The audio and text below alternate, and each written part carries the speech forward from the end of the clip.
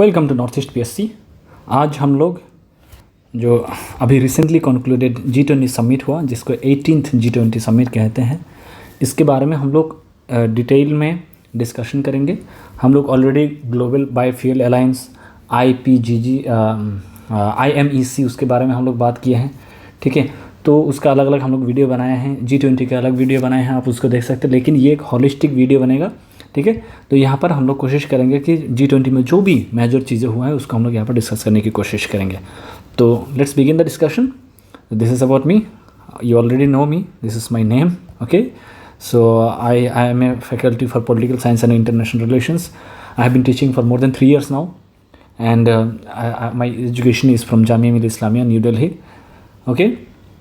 So this is brief thing you can see about me, and also I am if you want to see more about myself, you can get connected with me in LinkedIn or Twitter, whatever it is.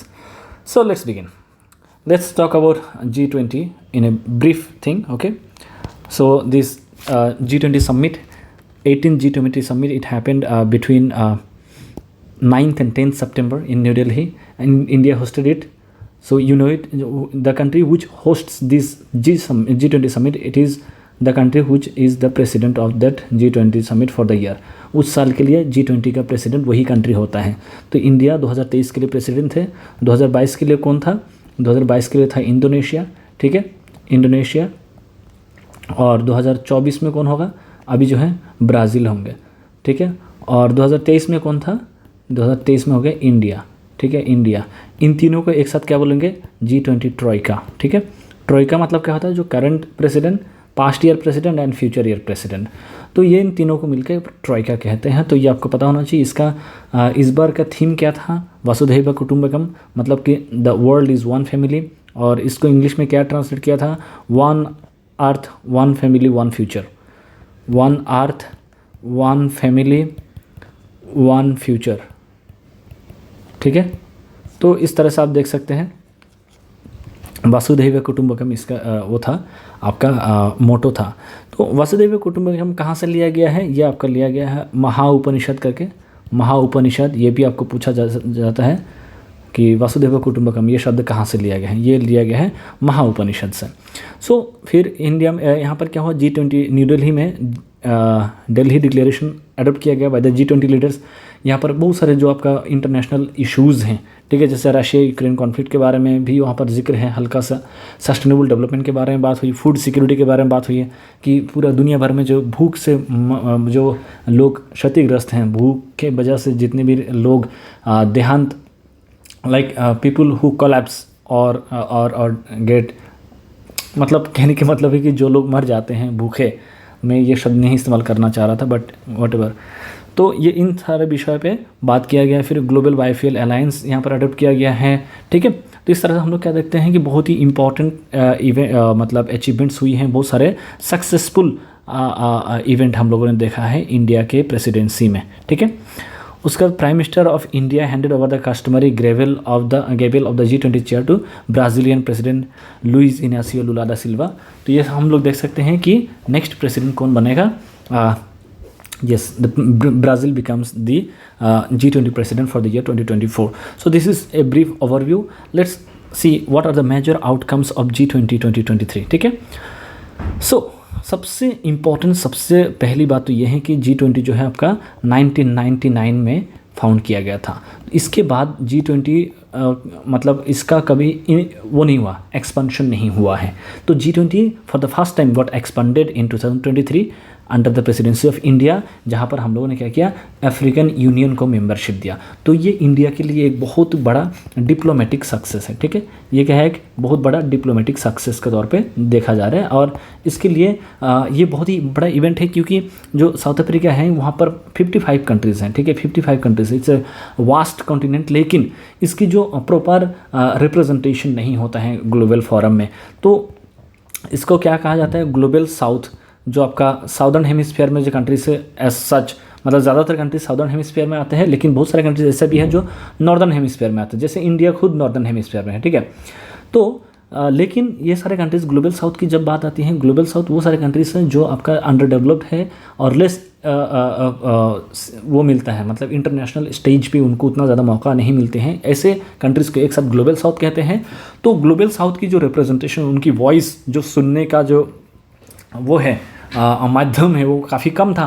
तो India को इसीलिए बहुत ज़्यादा सराहा जा रहा है। India is being appreciated for its effort in making sure कि African Union becomes the member of G20। So now it becomes G21। ठीक है, it is a significant move to increase the membership. ठीक है, so the G20 leaders decided to welcome the African Union as a permanent member. So now African Union becomes permanent member. So you need to understand that there are 19 countries plus 2 groups, okay, which is European Union plus African Union. तो आपको पूछा जा सकता है कि how many countries are the members of G20 individually? So only 19 countries are members, but there are 2 groups are there. So now it becomes G21. ठीक है, सो African union का जो पार्टिसिपेशन होगा ये क्या होगा कि ग्लोबल साउथ की जो कंट्रीज हैं, जो आपका लेस डेवलप्ड कंट्रीज हैं, या फिर जो लेस स्ट्रॉन्ग इकोनॉमी है, या फिर जो आपका वो सारे कंट्रीज जो आपका इंटरनेशनली उतना ज़्यादा प्रोमिनेंट नहीं है, उन सारे कंट्रीज़ का यहाँ पर क्या मिलेगा, आपका रिप्रेजेंटेशन मिलेगा। उनकी जो इशूज़ हैं, उनकी जो कॉन्सर्न है, यहाँ पर डिस्कस करने का मौका मिलेगा।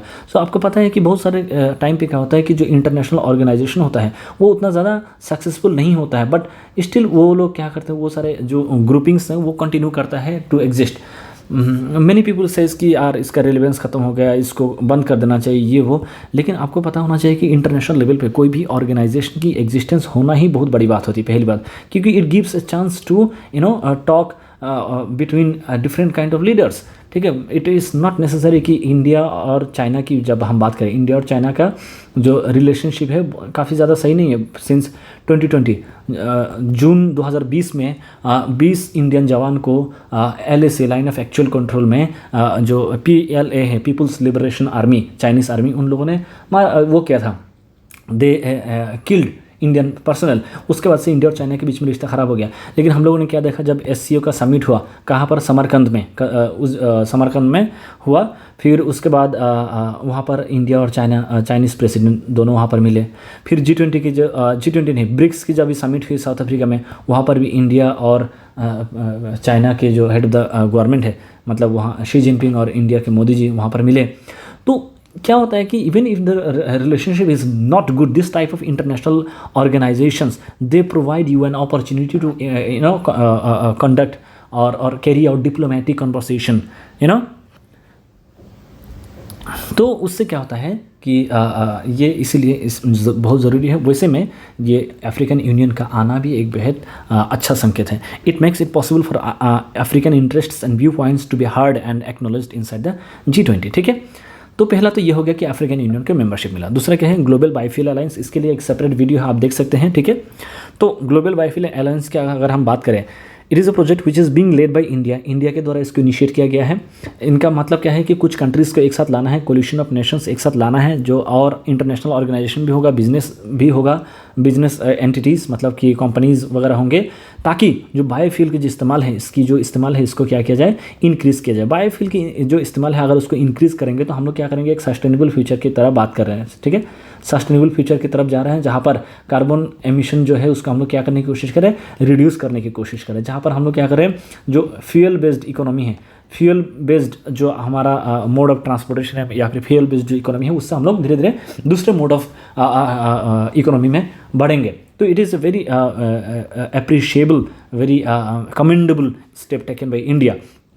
ये जो प्रोग्राम है ये एम करता है कि बायोफ्यूल का हम लोग बहुत तेज़ी से प्रमोट करेंगे as a crucial element of the energy transition and as one that can help boost the economy and create jobs, ताकि इकोनॉमी को भी क्या करें, बूस्ट कर पाएँ और कई सारे अलग अलग मतलब बहुत ज़्यादा जॉब्स को क्रिएट कर पाए। तो ये क्या करके इंडिया का ऑलरेडी कई सारे बायोफ्यूल से जुड़ा हुआ इनिशिएटिव्स हैं। ठीक है, PM जीवन योजना, सतत योजना, गोवर्धन प्रोग्राम, तो ये सारे जो इनिशिएटिव्स है इसको आपको डिटेल में देखना है। क्यों, क्या जो स्टेट लेवल के एग्जाम्स है, या फिर आप UPSC स्टेट PCS की अगर आप बात करें, तो उस तरह के जो एग्जाम्स है उसके लिए इस तरह के जो वो है स्कीम से इंपॉर्टेंट हो जाता है। पहले इंपॉर्टेंट नहीं था, क्योंकि अभी बायोफ्यूल के ऊपर बातें चल रही हैं, तो गोवर्धन प्रोग्राम इंपॉर्टेंट हो जाएगा, सतत इंपॉर्टेंट हो जाएगा, फिर जीवन योजना, PM जीवन योजना, इस तरह के जो स्कीम्स हैं वो रिलेवेंट हो जाएगा। आपको डायरेक्ट बायोफ्यूल्स के बारे में नहीं भी पूछ सकते, but these are the things that you must know at your own level, ठीक है। इसके ऊपर भी हम लोग बाद में बात कर सकते हैं, बट अगर मैं इसी वीडियो में इसको एक्सप्लेन करूँ then it will become very long video. ये ऑलरेडी थोड़ा सा लंबा होगा ये वीडियो का length, but you will find enough good information to be intact to this video.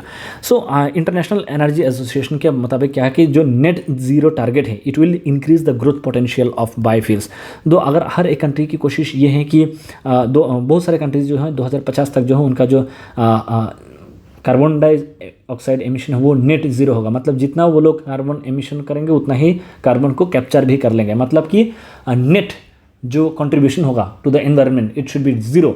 और इंडिया का गोल क्या है, 2070 तक हम लोग नेट ज़ीरो कार्बन एमिशन की तरफ आगे बढ़ेंगे। तो नेट ज़ीरो को अचीव करने के लिए बायोफ्यूल्स का जो वो है बायोफ्यूल एनर्जी की जो रोल होगा ये काफ़ी इंपॉर्टेंट हो सकता है। और बायोफ्यूल की जो it will be increase by 3.5 to 2 times by 2050 providing India with a tremendous opportunity. तो इंडिया जैसे कंट्री को बहुत ज़्यादा अपॉर्चुनिटी मिलेगा to grow its influence and increase its economic benefit through biofuels through the transition of fuel into biofuels. तो ये हो गया ग्लोबल बायोफ्यूल अलायंस के बारे में हम लोगों ने बात किया। अभी देखेंगे कुछ मेंबर्स हैं। इसका जो फॉर्मेशन और फाउंडिंग मेंबर की बात करें, it was launched by few countries, India, US, Brazil, Argentina, Bangladesh, Italy, Mauritius, south Africa and the United Arab Emirates. ये सारे कंट्रीज इसमें पार्टिसिपेट कर रहे थे। तो ग्लोबल बायोफ्यूल अलायंस जो है ऐसा है कि producers and consumers of biofuels, बहुत सारे ऐसे कंट्रीज हैं जो प्रोड्यूसर्स और कंज्यूमर्स बन जाते हैं इस बायोफ्यूल्स का। मतलब इंडिया जो है काफ़ी बड़ा कंज्यूमर है उसका बायोफ्यूल्स का और प्रोड्यूस भी कर रहे हैं आज के डेट में। तो ये एक काफ़ी अच्छा संकेत है कि ये सारे कंट्रीज अगर सीरियसली, जैसे यूएस हो गया, ठीक है, ये सारे कंट्रीज अगर सीरियसली इस इनिशिएटिव में पार्टिसिपेट करते हैं तो there is a possibility it will become successful, ठीक है। उसके अलावा हम लोग कहते थे यूएसए जो है 52%, ब्राज़ील 30%, इंडिया 3%, इस तरीके के अराउंड 85% ऑफ द जो शेयर है in production and about 81% in consumption of ethanol, ये सारे कंट्रीज कंट्रीब्यूट करते हैं। 19 countries and 12 international organisations have already agreed to join. ये भी इंपॉर्टेंट इन्फॉर्मेशन है। तो G20 इन्वाइटेड कंट्रीज जिनको हम जो G20 के मेंबर नहीं लेकिन उनको इनवाइट किया गया था, उसमें बांग्लादेश है, सिंगापुर है, मॉरिशस है, UAE है, ये लोग सपोर्ट दिया है। नॉन G20 सपोर्टिंग कंट्रीज जैसे Iceland, Kenya, Guyana, Paraguay, Seychelles, Sri Lanka, Uganda, Finland, ये सारे कंट्रीज G20 के मेंबर नहीं है। इनफैक्ट उसके बावजूद भी they are supporting the concept of Global Biofuel Alliance. फिर कुछ इंटरनेशनल ऑर्गेनाइजेशन है, वर्ल्ड बैंक आप देख सकते हैं, एशियन डेवलपमेंट बैंक हो गया, World Economic Forum, World LPG Organisation, UN Energy for All, UNIDO, Biofuels Platform, इस तरीके ये तमाम ऑर्गेनाइजेशन भी ग्लोबल बायोफ्यूल अलायंस के लिए क्या कर रहे हैं, they are supporting and they want it to become successful, ठीक है। तो ये हो गया ग्लोबल बायोफ्यूल अलायंस के बारे में ब्रीफ में हमने बता दिया। अगर आपको डिटेल वीडियो चाहिए where I have discussed all the dimensions, you can refer to our video on this particular topic. फिर हम लोग IMEC के बारे में बात करेंगे, India Middle East Europe Economic Corridor, ठीक है। इस पर भी हमने एक सेपरेट वीडियो बनाया है, आप उसको देख सकते हैं, but here will be briefly discussing because यहाँ पर हम लोग क्या कर रहे हैं कि जितने भी मेजर इवेंट्स उसका हम लोग डिस्कस करने की कोशिश करें। So India, US, Saudi Arabia, European union, UAE, France, Germany, Italy, ये सारे लोग एक एग्रीमेंट साइन किया है टू क्रिएट IMEC। ये इंडिया से जाएगा, आपका मिडिल ईस्ट बोले तो जैसे आपका गल्फ़ कंट्रीज़ हो गया है ना, जैसे सऊदी अरेबिया, UAE, कतर, दोहा, मतलब इराक, ईरान, फिर टर्की, वहाँ से होते हुए फिर मेडिटेरेनियन सी को क्रॉस करने के बाद देन यू एंटर यूरोप।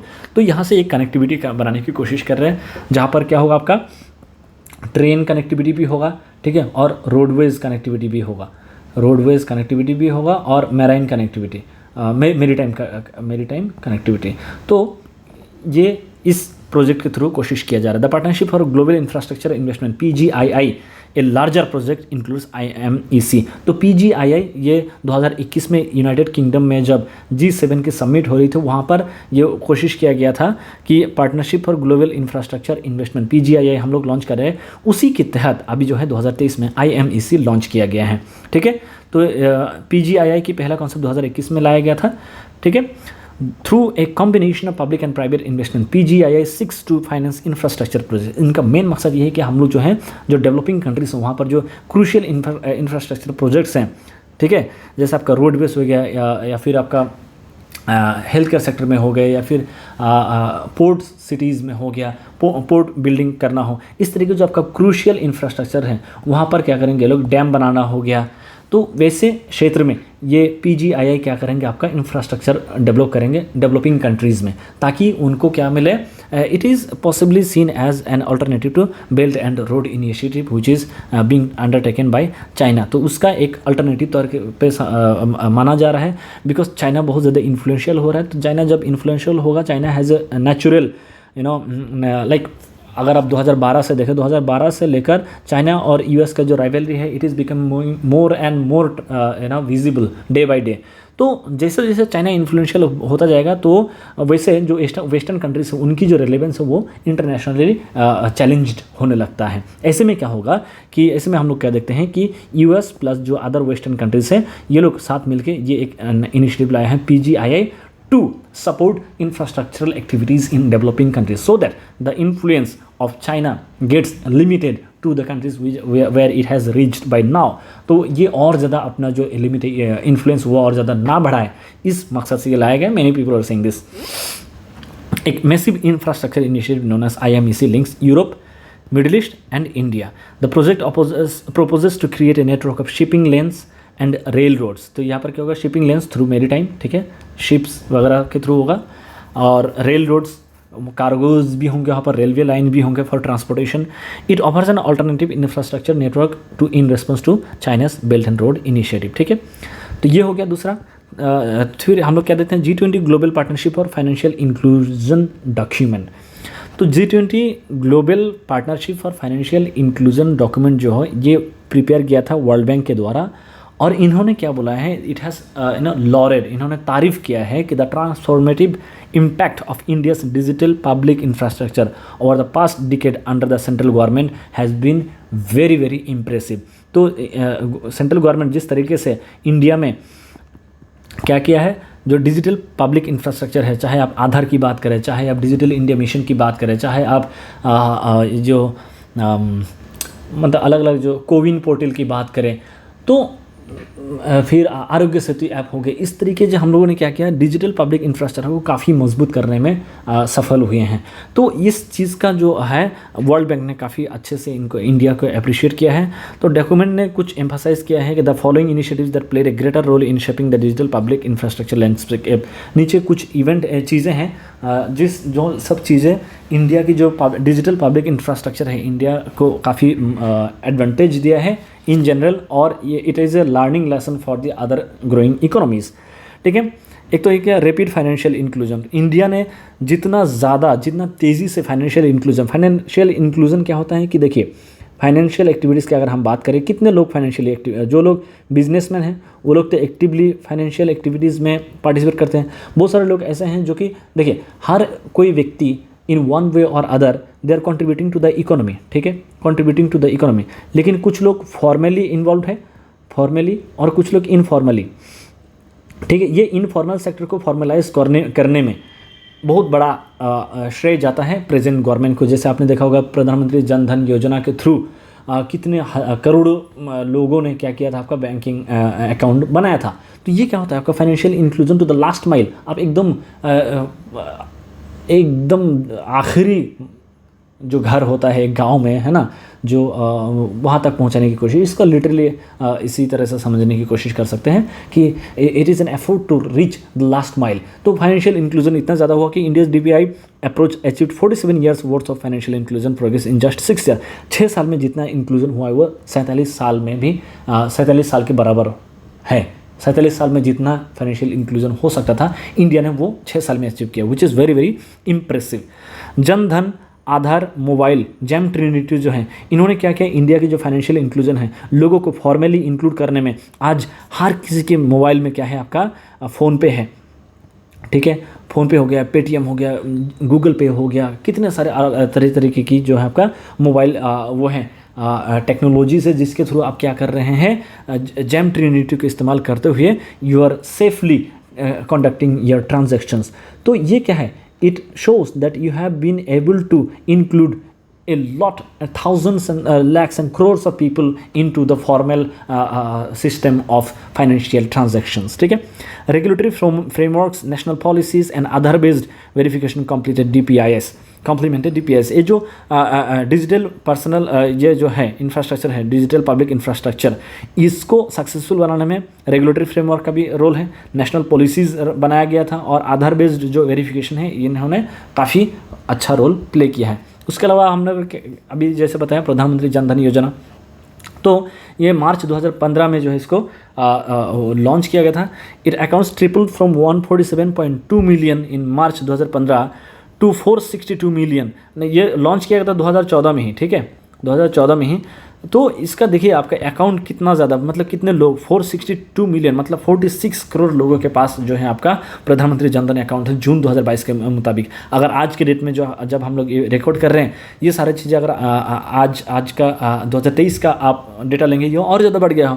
तो ये सारी चीज़ें G20 में डिस्कशन हुई हैं कि how successfully India has been able to address some of the most crucial things of its society, of its economy, of its public issues, and these are lessons that must be learned by developing economies, growing world, and also the global south in general. तो women own 56% of these accounts। देखिए यहाँ पर ये women empowerment के लिए कितनी बड़ी एक बात होती है। किसी भी तरीके की empowerment की आप बात करते हैं, उसका सबसे बेसिक और फंडामेंटल रीज़न क्या होता है? women empowerment का सबसे बेसिक ज़रूरत यही है कि you must ensure that women is financially enabled। जब आप किसी को फाइनेंशियली इकोनॉमी के लिए आप एम्पावर कर देते हैं, बाकी सारी एम्पावरमेंट फॉलो होता है, बाकी सारे एम्पावरमेंट तभी पॉसिबल है। Without financial empowerment there is no possibility to ensure absolute parity between the gender. ठीक है, तो इसीलिए ये एक बहुत ही अच्छा काम हुआ था प्रधानमंत्री जन धन योजना के through. It drop savings among low income women.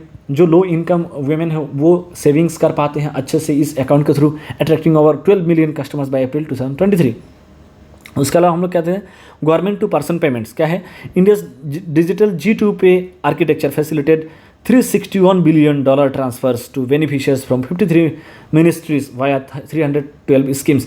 तो हम लोगों ने क्या देखा था? जो डायरेक्ट बेनिफिट ट्रांसफर्स हैं, जैसे आपका PM किसान की बात करें, ठीक है, या फिर उज्ज्वला स्कीम के थ्रू जो महिलाओं के जो अकाउंट में गैस सिलेंडर्स को फिल करने के लिए कुछ पैसा भेजा जाता है। इस तरीके से बहुत भारी मात्रा में जो पैसा है डायरेक्टली ट्रांसफ़र किया गया है यूज़र्स के उसमें। Achieved total savings of $33 billion by March 2022 equivalent to 1.14% of GDP।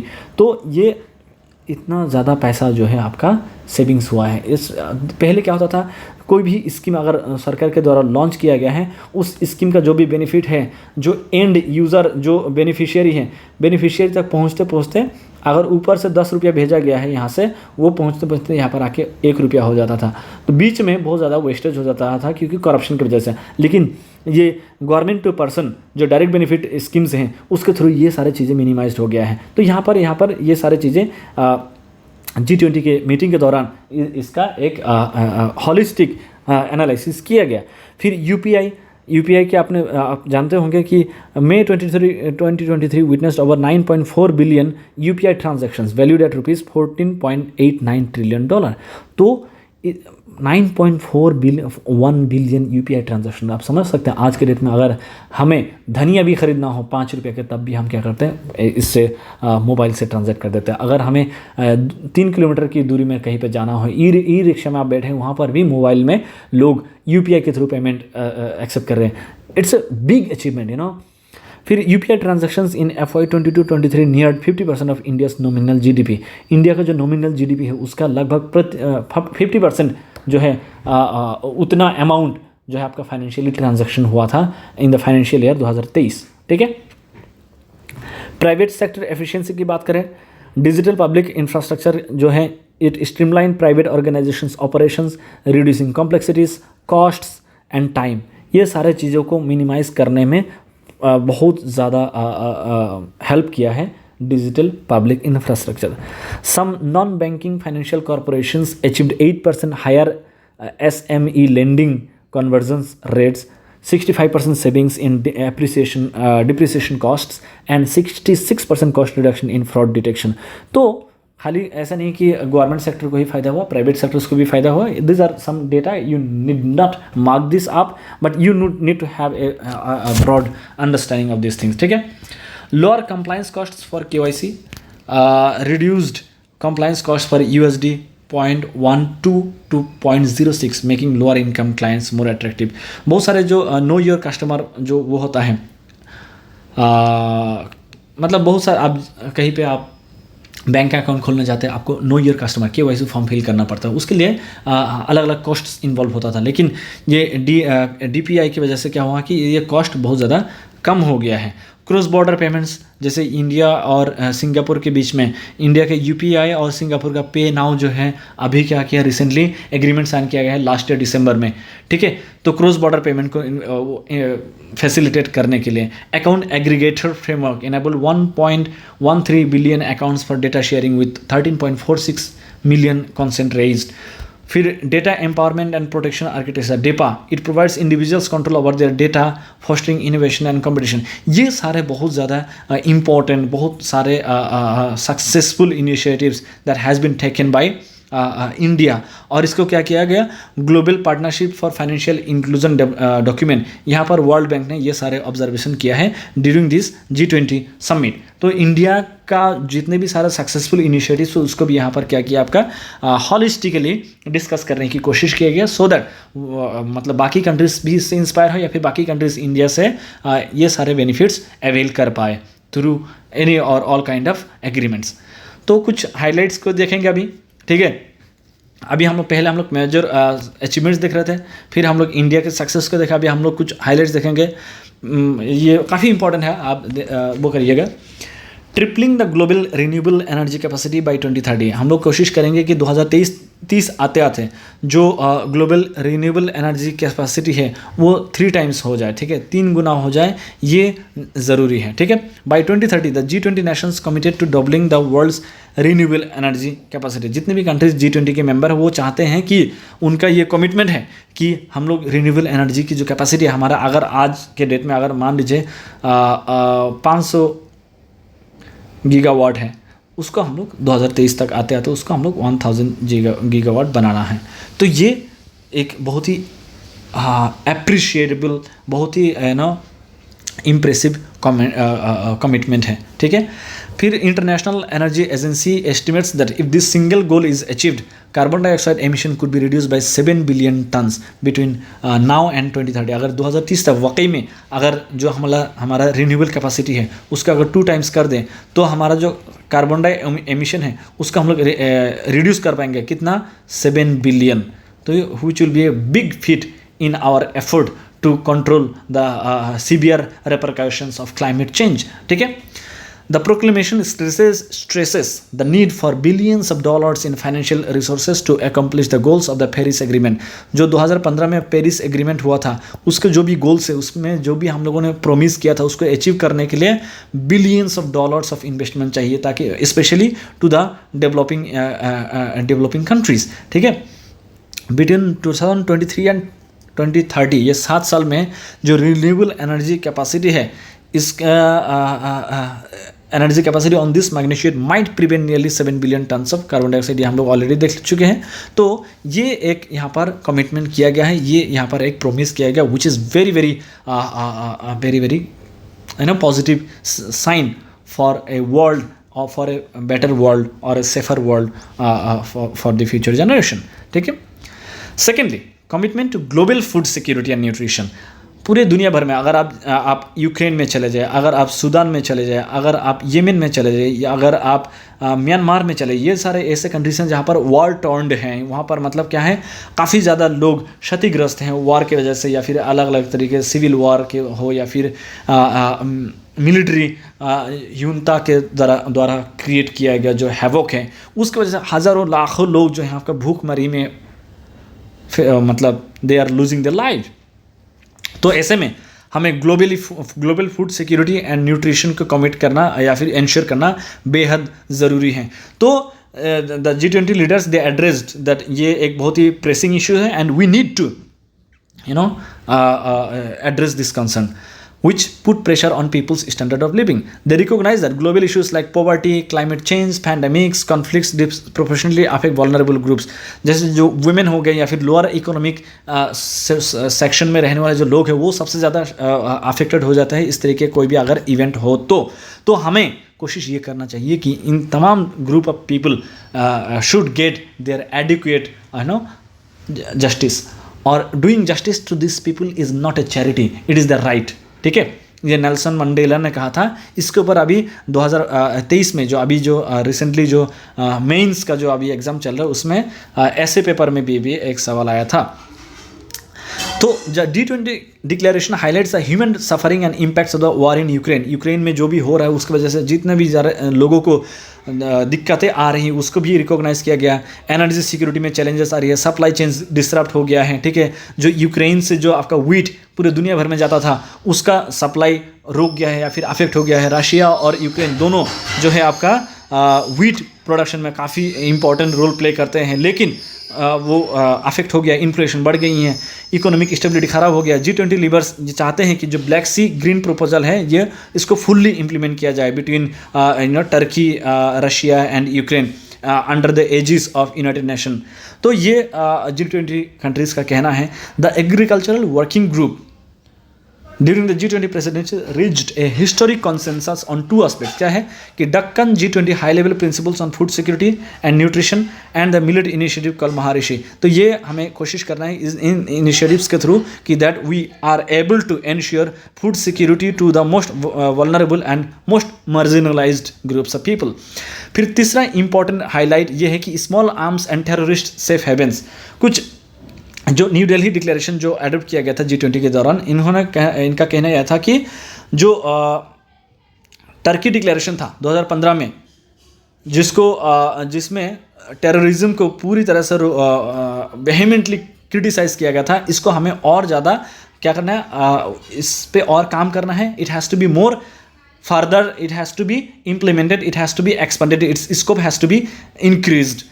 New Delhi declaration कई सारे इश्यूज़ को कवर करते हैं, जैसे 2020 में बाली डिक्लेरेशन में जो सब डिस्कस किया गया था फाइनेंशियल एक्शन टास्क फोर्स को लेकर, ताकि टेररिज्म को पूरी तरह से रोका जाए। ठीक है, और टेररिज्म से रिलेटेड जो भी एक्टिविटीज़ है उसको काउंटर करने में हम लोग सक्षम हो, इस पर भी बात किया गया।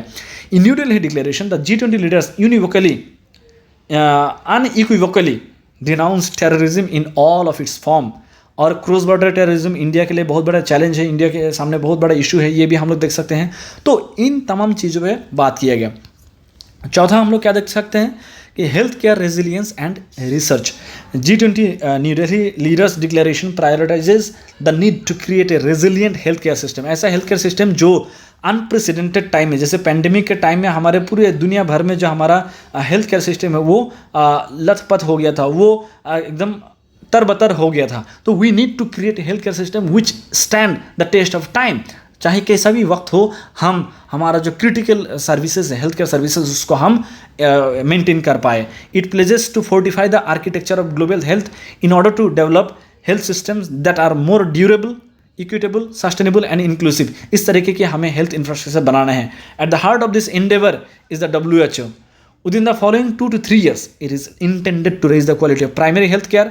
जो प्राइमरी हेल्थ केयर है जो सबसे ज़्यादा क्रूशियल है, क्योंकि वो आम लोग सबसे पहले कहाँ पर जाता है, प्राइमरी हेल्थ केयर सेंटर्स में जाते हैं। तो उसको हमें क्या करना है, उसकी जो स्टैंडर्ड है, उसकी जो क्वालिटी है, उसको हमें रेज करना है। It has to be improved.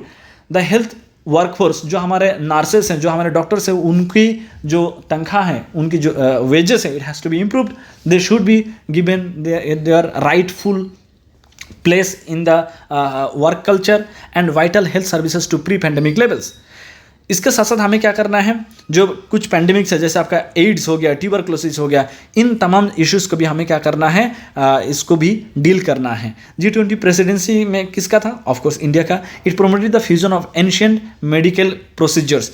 जो एंशियंट टाइम में जो मेडिकल प्रोसीजर्स था, सुश्रुत, चरक, उनके टाइम में जो सब मेडिकल प्रैक्टिसेस था उसको भी हमें मॉडर्न टाइम में इंक्लूड करना है। जैसे वो हो गया आयुर्वेदा है, इस तरीके की चीज़ों को भी इंक्लूड करना है for better implementation of efforts in order to ensure that health care is a thing for everyone. ठीक है, there is an emphasis on adopting a one health approach which tracks diseases in animals, plants, humans within the same mechanism. तो ये one health approach भी एक चीज़ है जिसके बारे में बात किया जा रहा है कि हमें प्लांट्स, एनिमल्स, ह्यूमन, इन सब में एक साथ हमें डिजीजेस को ट्रैक करते रहना है with a particular focus on tackling anti microbial resistance. तो ये चौथा मेजर गोल या फिर मेजर हाईलाइट्स है G20 डिक्लेरेशन का। फाइनेंस ट्रैक एग्रीमेंट्स, जो framework for a coordinated and comprehensive legislative and regulatory framework for cryptocurrencies has been established। cryptocurrencies आज के डेट में बहुत ज़्यादा न्यूज़ में है। बहुत सारे लोग, जैसे आप ईरान में चले हैं, ईरान में जो है इलीगली क्रिप्टोकरेंसीज को माइनिंग किया जा रहा है। तो इसमें हम लोग क्या देखेंगे कि क्रिप्टोकरेंसीज कोई भी माइन कर सकता है through the help of very powerful super computers. तो हमें कोशिश करना है कि इसकी गलत प्रयोग ना हो और इसका जो है आपका टेररिस्ट फाइनेंसिंग में इन्वॉल्व ना हो, क्योंकि ये डिसेंट्रलाइज्ड है, ये इसको कोई रोक नहीं रहा है। It has very big potential that it will B misused. तो उसके ऊपर भी यहाँ पर बात किया गया है फाइनेंस ट्रैक एग्रीमेंट्स में। It was emphasised that a global agreement was developing on the regulation of crypto assets. ठीक है, पूरी दुनिया भर में जो डेवलपमेंट की जो आर्ज है, जो हर जगह जो डेवलपमेंट करना है, तो उस चीज़ को मद्देनजर रखते हुए G20 लीडर्स ने ये माना है या फिर they acknowledged the urgent need for more capable and efficient multilateral development banks. जैसे अभी एशियन डेवलपमेंट बैंक हो गया, ठीक है, AIIB है, एशियन इंफ्रास्ट्रक्चर इन्वेस्टमेंट बैंक हो गया, ठीक है, NDB है, न्यू डेवलपमेंट बैंक हो गया। इस तरीके की जो आपका बैंक वगैरह हैं, ठीक है, इस तरह से हमें और ज़्यादा मल्टीलैटरल डेवलपमेंट बैंक्स की ज़रूरत है, ताकि पूरी दुनिया भर में जितना हमें डेवलपमेंट करना है उसके हिसाब से मल्टीलैटरल डेवलपमेंट बैंक्स की जो मात्रा है वो कम है। ठीक है, a possible strategy is the India stack paradigm of digital public infrastructure for financial inclusion. New Delhi declaration of the G20 leaders emphasize the need to keep an eye on the hazards posed by the quick growth of ecosystem for crypto assets. तो crypto assets की वजह से क्या क्या challenges हो सकती हैं उसके ऊपर भी इनका कड़ी नज़र है, ताकि उससे हमें आने वाले कल को कोई भी किसी भी तरीके के सिक्योरिटी थ्रेट्स ना हो, टेररिज्म को फॉर्मेट या फिर अलग तरीके से। India Mercosur preferential trade agreement PTA। In order to strengthen commercial connection, India और ब्राज़ील ने कोलैबोरेट करने की कोशिश किया है कि India Mercosur preferential trade agreement, ताकि इंडिया और ब्राज़ील के बीच में जो ट्रेड है वो आपका स्मूथ तरीके से कंडक्ट हो पाए। ठीक है, ये भी आपको याद रखना पड़ेगा। आपको पूछा जा सकता है कि India Mercosur preferential treatment has been recently sign between which are the two countries, India and Uruguay, India and Paraguay, India and Venezuela, India and Brazil. The correct answer is D, India and Brazil. तो इस तरह से आपको जानना पड़ेगा। Brazil, Argentina, Uruguay, Paraguay make up the Latin American commercial bloc known as the Mercosur. ठीक है, तो ये मार्कोजुर ब्लॉक के साथ जो साइन किया गया है, it is with an emphasis to ease the trade between India and Brazil, but it will also include all these countries। ठीक है, तो ये आप याद रखिएगा। On June 1, 2009, the India Mercosur PTA went into force with the intention of removing customs taxes on a select range of commodities agreed upon by India and Mercosur bloc।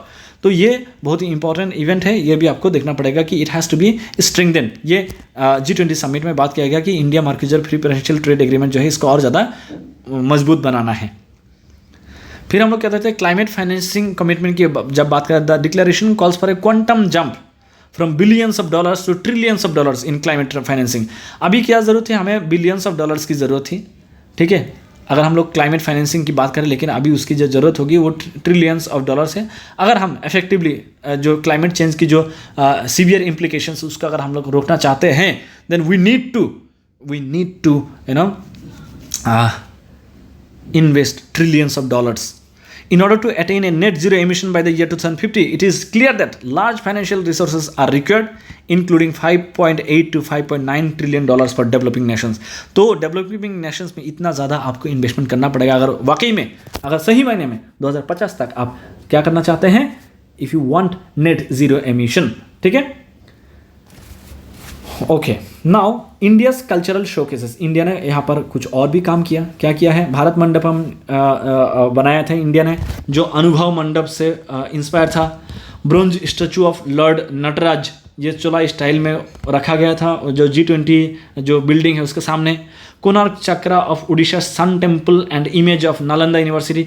तो ये सारी चीज़ें दर्शाने की कोशिश किया गया था। India has a rich past, rich history, ठीक है, वो सारे चीज़ यहाँ पर डिपिक्ट करने की कोशिश किया गया था इस कल्चरल शोकेस के दौरान। Thanjavur paintings and Dhokra art, ये सारे यहाँ पर देखिए, ये सारे चीज़ें आपको एग्जाम के लिए बहुत ज़्यादा इंपॉर्टेंट हो जाता है। आपको ये नहीं पूछा गया कि कल्चरल शोकेस में इंडिया ने क्या क्या देखा, आपको पूछेगा what do you mean by Anubhav Mandapam, what is the Chola style of architecture, ठीक है, या फिर चोला स्टाइल ऑफ जो है स्टैचूज वो क्या होता है। Orissa sun temple, why is it important, किस किंग के टाइम पीरियड में था। ढोकरा आर्ट के बारे में आपको पूछा जा सकता है। Breast statue of Lord Buddha sitting under Bodhi tree, तो बोधि ट्री के नीचे जो बैठे हैं उसको ब्रेस्ट वो किस किस्म के स्टैचू में आते हैं, ठीक है। हिंदुस्तानी, फोक, कर्नाटिक, डिवोशनल, इस तरह की म्यूजिकल हेरिटेज को भी यहाँ पर एग्जिबिट करने की कोशिश किया। यहाँ पर इंडिया की जो कल्चरल रिच कल्चरल हिस्ट्री है उसको भी एग्जिबिट करने की कोशिश किया। तो ये सारी चीज़ें आपको इंडिविजुअली देखना पड़ेगा। You will have to pay little more serious attention to this individual topics in order to excel in the exam that you will be facing. Okay, now India और यूएस के दौरान, इंडिया और US के बीच में भी कुछ collaboration हुई। इंडिया और मतलब क्या, जब भी इस तरह की कोई इंटरनेशनल इवेंट होता है, इस तरह के कोई आपका समिट होता है, उस समिट में सिर्फ वो समिट से रिलेटेड बात नहीं होती है। बहुत सारे अलग अलग कंट्रीज वहाँ पर जो मिलते हैं वो लोग साइड बाय साइड अपने बीच में भी एग्रीमेंट साइन करते हैं। तो इंडिया और यूएस के बीच में कुछ कमिटमेंट हुआ है। इंडिया और यूएस क्या किया कि हमारा जो टेक्नोलॉजिकल कोऑपरेशन है, इंडिया को बहुत ज़्यादा सोफिस्टिकेटेड टेक्नोलॉजी यूएस से मिलती है, ठीक है। टेक्नोलॉजिकल कोऑपरेशन को और ज़्यादा बढ़ाने के लिए क्या बोला कि concentrating on telecom infrastructure and robust semiconductor supply chains. तो जो सेमीकंडक्टर जो टेलीकम्युनिकेशन सेक्टर में बहुत ज़्यादा ज़रूरी है, उसको एकदम और ज़्यादा इफेक्टिवली सप्लाई करने में कोशिश किया जाएगा दोनों कंट्रीज के बीच में। India conquers with the removal of Chinese telecom equipment, China का जितने भी टेलीकॉम इक्विपमेंट इंडिया में हैं वो इंडिया खुद भी चाहते हैं कि उसको हटाया जाए। और ये अगर इंडिया चाइनीज़ कोई भी चीज़ इंडिया से हम लोग हटाएंगे या फिर उसको प्रमोट नहीं करेंगे तो सबसे ज़्यादा खुश कौन होंगे? Obviously US. तो जब चाइना का सपोर्ट हम लोग हटाएंगे, we are taking support from the US rip and replace pilot program, ठीक है।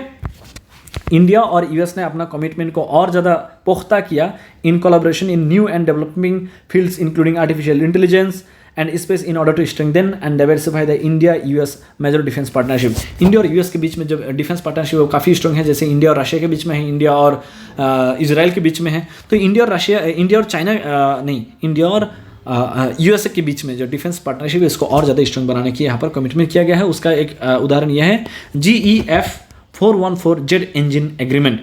The US recently completed the notification process for a commercial agreement between General Electric Aerospace and Hindustan Aeronautics Limited to manufacture GEF 414 jet engines in India। तो आपको ये पूछा जा सकता है GEF 414 jet engine जो है किस कंट्री के साथ मिलके इंडिया बना रहे हैं, तो इट इज़ यूएस, ठीक है। This agreement marks a significant step in defense cooperation between US and India, highlighting India's commitment to enhancing its domestic defense manufacturing capabilities. So these are the major highlights, major thing which we could holistically discuss about G20. इसके अलावा जो हम लोग different जो हमारा individual topics उसके बारे में भी हम लोगों ने बात करने की कोशिश किया है ना, वो भी हमारे चैनल पे ही, यू कैन गो देयर। अगर आपको कुछ कमी लगी इस वीडियोज़ में, अगर आपको कहीं पे मतलब लगा कि it has to be improved, it could be improved, or if you have any doubt, any confusion, please let me know in the comment box. I will be more than happy to answer your questions. Okay, thank you so much. See you in the next video.